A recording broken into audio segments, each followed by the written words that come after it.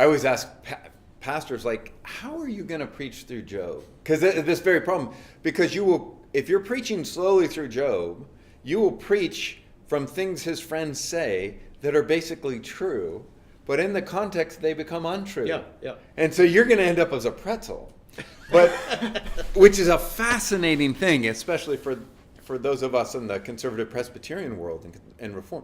But here's what I found fascinating. Well, a couple of things about Job, and then you have to stop me. I'll try not to be too long.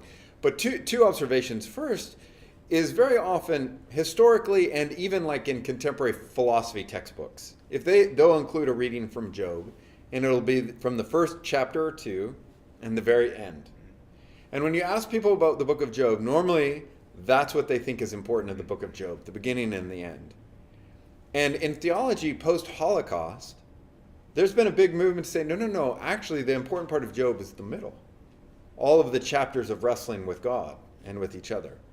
Now, I think John and I would want to say, why do we have to pick, right? The beginning matters in the middle. But I would say to us evangelicals, don't miss the 30 plus chapters of wrestling with God and each other. The fact is, that's a lot of patience with God. Yeah. Where God and we feel guilty ever raising a concern. Ever, laments are all over. So that's the one thing. But the other thing, and I don't have time to explain it, it's in the book, but the other thing that surprised me researching this is when you actually carefully look at Job, God's response to Job, I actually think there's nuance there. I draw on some scholarship. So I think there's some nuance there that God is not being condescending in a way we think he is. I mean, God is very much saying, you're a creature and I am the creator. So that's clear. But actually there is reasons to read in there compassion in Job. And I would say, look at how James and others, when they talk about Job, he is held up as a model.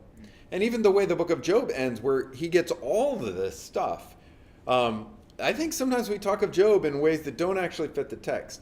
So then here's the big takeaway.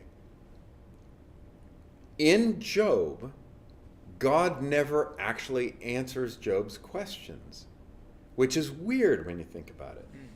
The answer to Job's question is God's presence. And basically, it's an ellipses. It's a ... right? And I don't think we get the answer of Job's question until we get Jesus.